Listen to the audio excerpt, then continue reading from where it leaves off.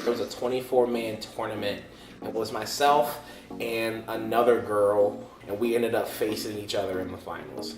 3 stock, final destination. Like, we had the whole room cornered off. And I remember I beat her with 1 life left, and I was 1 hit away. And I came back and I won, and I could not. I was really excited, but I lost it because I couldn't believe that I had done it. And I was just like, I can't believe this. I don't know if she ever forgave me for it because she almost beat me. She was really close. There were several Friday nights where we just hung out and played Mario Kart and got very loud. We would meet up in some like Romeo and Juliet like family battles.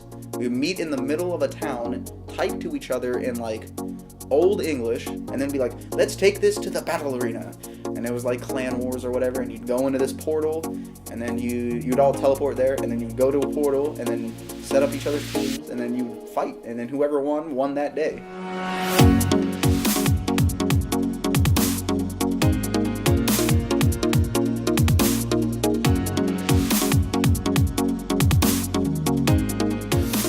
Ooh, man, I think I started playing video games back when I was 5. I started playing video games when I was like 5 or 6. Around 21 years old. 4 or 5. 2nd grade. Around 4. 1st or 2nd grade, somewhere in there. When I was like 3. 4 to 5 years old.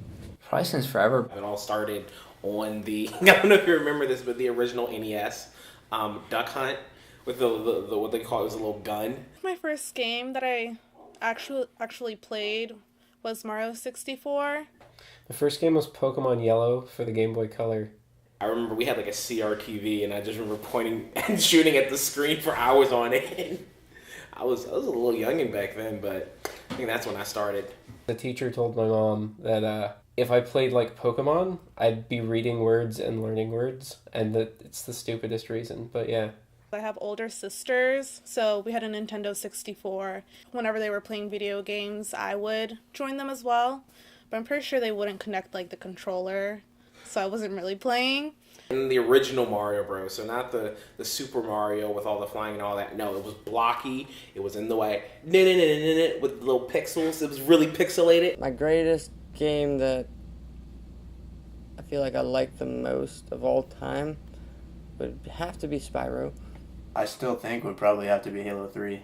Would probably be Europa Universalis 4. Time Splitters 2. Probably Arkham Knight when I first got it. Ocarina of Time. Breath of the Wild. The original Assassin's Creed. Lost Odyssey. That was really the first game I ever got into, and at that point was like, the height of having fun gaming for me. Really, it was the most fun that I had at that point. It was the first time I actually felt like a badass, which is stupid because I was still playing it on normal. But I finished the entire game like myself. One of the best stories I've ever experienced in a role-playing game. It made me cry, actually. I don't cry that much. So I remember at the end of the first disc, I was so sad. I cried. I dropped my controller. I ran out of my room and ran to my mom's room. My mom was like, "What's wrong with you?" I was like, "I can't stop crying."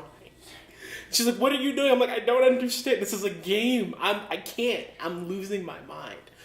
It was beautiful. Well, I got into video games when I was a kid. So before that, I probably just watched television, like cartoons, like History Channel, that kind of stuff. Well, I spent my time mostly reading books. I mean, I still do other stuff, obviously. I read a lot, in particular. I've been getting really into like audiobooks in particular. Even though I started playing video games since I was around 5, right? I wasn't attached to it. It was not until I got my PS2 as a kid that I stopped reading books. The iPhone wasn't even invented until I graduated high school. And I mean, like, I grew up playing, there was like dial-up internet when I was a kid, so most of the time we did stuff like play outside. We had to make our own fun. I still watch like a lot of like cable TV and stuff. Like, I'll wait for certain shows to come out. Most of them come out in like April, and then I'll just watch that until the summer, and then I'll start playing a bunch of video games again until their next season. Like, I had some stuff going on outside of gaming, naturally, because I had to live, and mama wasn't raising no boy who couldn't get his grades in order. So, outside of gaming when I probably shouldn't have been, I was, getting my schoolwork done when I was a kid. If I wasn't doing that, I might have seen me on a football field or at basketball practice, or I was a fielder in track, so if I wasn't doing any of that, you'd see me practicing discus and shot put for track. If I wasn't doing any of that, I was at choir rehearsal for church Saturday morning, crying my eyes out because I didn't want to be there. But that's probably what you would catch me doing if I didn't have a controller between my hands.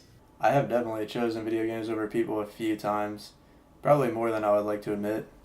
But, sometimes it's easier just to sit at your desk when you don't have a lot of energy and play your computer versus having to get up and go out and, hang out with people. It would be like, hey, we're going to go off campus, and that's going to take, 2 or 3 hours just to go to Civilization because our school's in the middle of, nowhere. And then there's no way you can get, an Uber back or anything. You have to go back with this person. You hope they don't drink or anything, and it's just...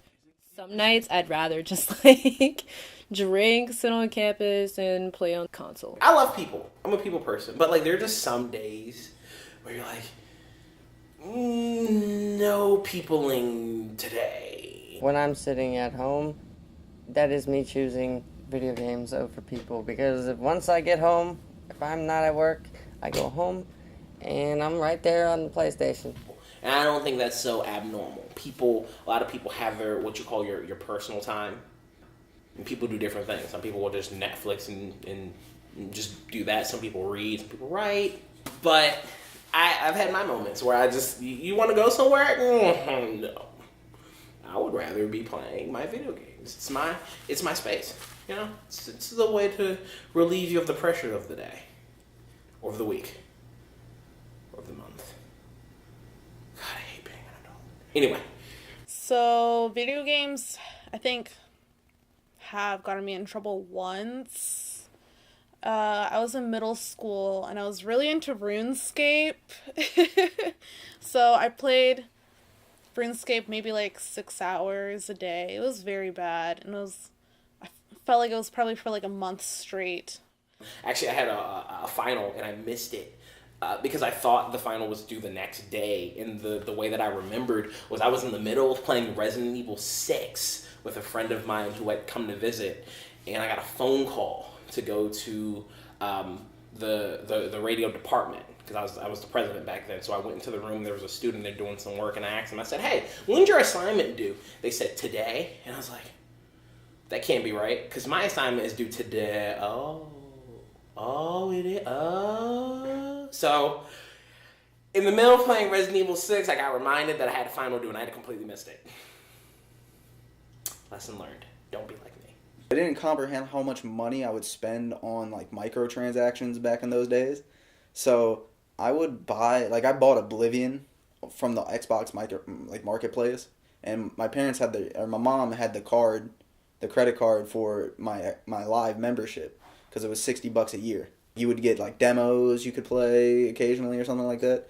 So I bought Oblivion, and I was just like, with gold I can buy Oblivion? That's so cool. I get a free game or something. And so I would spend money on things in Oblivion thinking they were free. This was really before microtransactions were really big. So they weren't really a part of a video game. And I spent I think it was $80 a month one time, and my mom would just flipped out on me. So when I was younger, my mom had a rule. So when my grades started to tank, my mom had a rule. I wasn't allowed to play video games because she found out that my grades were tanking. I'm a kid. I don't care. So naturally, I'm gonna find ways to play my video games. Right? It ranged from casually sneaking in a play session when she wasn't home, to hiding in the bathroom for 6-7 hours on end with my Game Boy Color. The DSM, which is sort of the Bible, if you want, for psychiatry. It's the diagnostics manual that has all of our diagnoses in it, does not actually consider gaming an addiction. I went from an all-A student. I had a 4.0 my freshman year and the first half of sophomore year, and it dropped pretty hard. Now, the issue is that we know that people have a problem with playing too many video games. Not everybody, but some people. It's a behavioral disorder, but it's not got its own category at this time. So the only other behavioral disorder that does have its own category is gambling disorder, gambling addiction. Of course, there are a lot of substance abuse addictions. But video gaming addiction is something most people have an awareness of that is not a formal category in this country as it is in Korea. I'd eat a snack, sit down and play games till dinner, and then I'd either pretend to do my homework or I'd do a little of it. Usually I got homework done at some point. If it wasn't at night, it was in the morning, and then I'd play games till probably 3 or 4 o'clock in the morning, go to bed, get up at 6:30 and go to school. Yeah, it was not very healthy. Many times in major depression, there's a loss of interest in real life. Doing anything outside the home or anything at work can be very daunting, require a lot of energy, and emotional contact, social relationships take too much from people. They often become very isolated, and video gaming can be a way to self-medicate for those symptoms, to make people feel better. So there is actually not just gaming in depression, but there is excessive gaming for some people with a major depression and addictive-like qualities for some people. I got in trouble for letting my grades slip, and there were once or twice my mom caught me playing at like 4 in the morning, and I got chewed out. I was probably banned from the computer a couple times. Internet addiction is different than just liking to game a lot and preferring to game to doing all sorts of other things. So what are we looking at with an internet addiction? For one thing, there's a preoccupation with gaming. The gaming modifies the person's mood. So, most people enjoy gaming. They think it's really fun. But this is something people often do when they're feeling down, when they're feeling sad. They're using it to self-medicate. One of the things about addictions is the impairment that they cause. So, people who have an impairment with any activity, it's how we diagnose anything. You can be bouncing off the walls, and I won't consider you hyperactive unless that is causing impairment. So with the gaming, what causes impairment? You're giving up relationships. When I'm hanging out with my friends, usually we'll play Super Smash. You are not attending school. I was literally a tutor for the class, but not of my own accord, because it was the only thing getting people passing. Your grades are suffering. We had like 2 tests. I got a C on the first one, a C on the second one. The next highest grade was like a 54. Your interpersonal relationships are suffering. I socialize with people when I want to, which I think naturally people do. But at the same time, I want to be by myself, I default to playing video games, but I don't think it's impeding on my social status. You're not having that much to do with your family. Maybe you're losing your job. Being an adult, going to work and whatnot, it is kind of difficult to find that time for me to want to dedicate myself to a game like that and not want to take the priority of life and replace it with trying to beat a game. So I'm trying to not get started and have my priorities all out of whack. So if you are unemployed and you don't need money and your parents are fine with you living at home and you walk the dog and take the trash out and you game 8 hours a day, we'd probably be hard pressed to say that it was an addiction if you continued to have friends and do what was expected. Of course, the expectations wouldn't be so high. If, on the other hand, you lost your job because you were asleep every morning and went late because you were gaming all night, we would say that was probably a gaming addiction.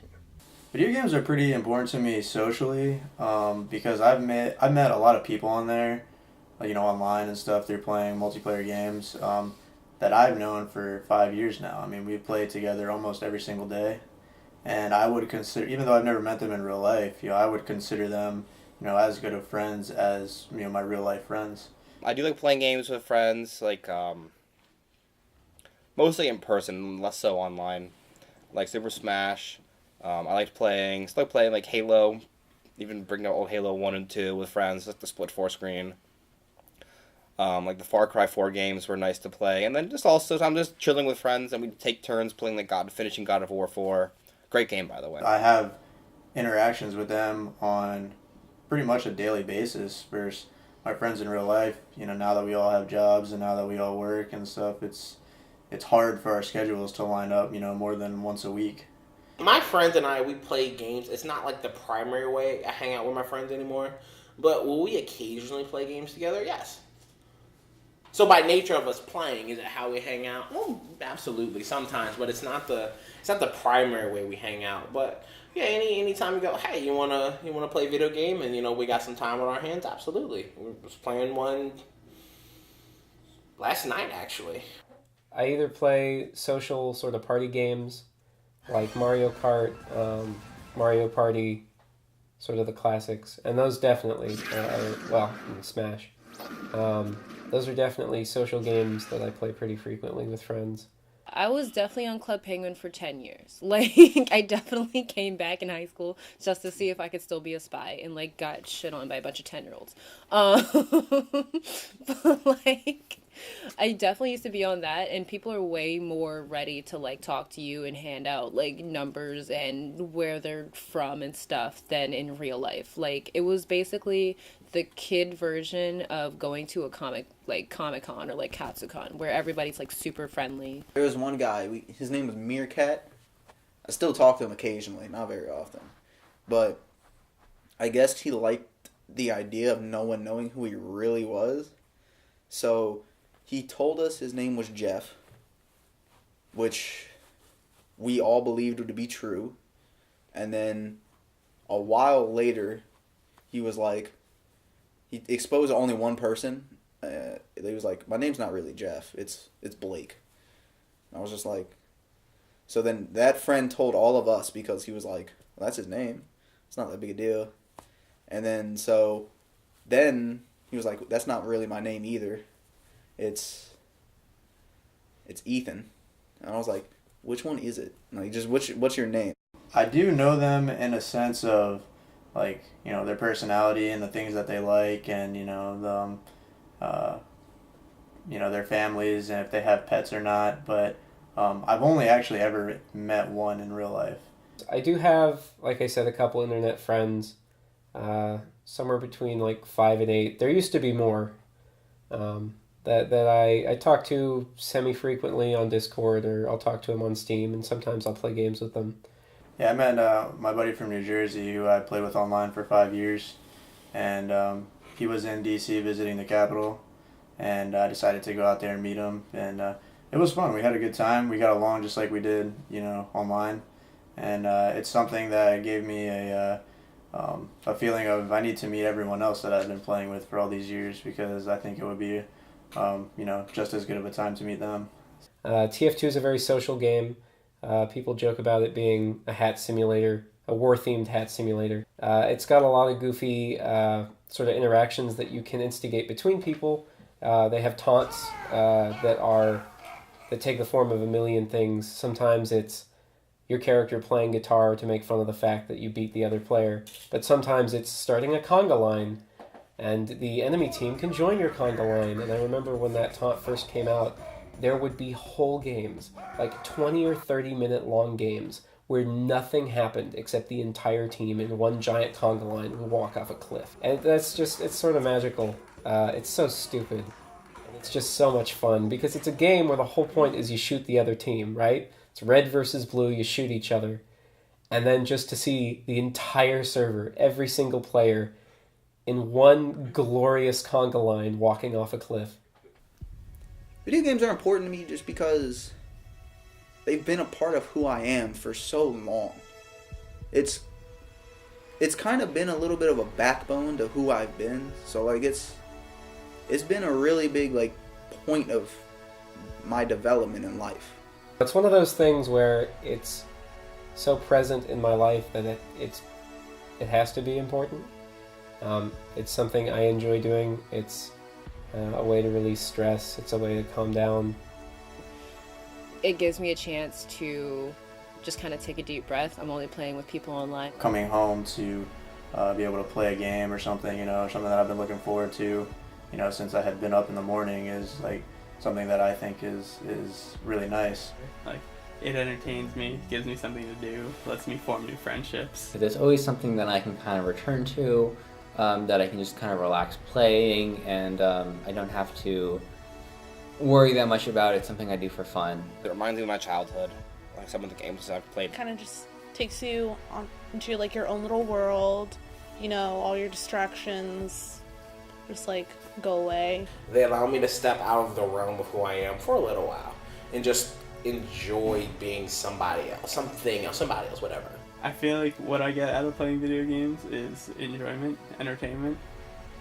It also provides me with like goals for things to do in my free time. I like video games more than movies and to a lesser extent reading, just because it's a lot more active. I really enjoy reading. It'd be hard to be an English major if you didn't, but there is a passivity to it. Video games are almost entirely active. It's a way for people to experience another world while still being able to view reality as their own world. I don't really like watching TV. I don't really have a favorite show that I watch. So I'll just like grab my Switch and then play on it. It's the same reason people watch certain kinds of movies. It's the reason why people enjoy sports. It's the kind of same thing that people find out of any kind of other hobby they do. It's just for sheer enjoyment. I know at the end of the day I'm going to be having a good time. Whether I'm going out with friends or if I'm just sitting here at my computer playing, a game with a bunch of other people that I've met online. Anybody that thinks that video games are unnecessary, I would challenge you to look at how you view any other type of media. So if you read a book, how does it change you? If you watch a movie, how does it change you? If you listen to a song, if you write a song, if you watch sports, if you do anything, how does it change you? Because I almost guarantee you that any way that you can see something changing you, if you look into video games, you'll find something very similar.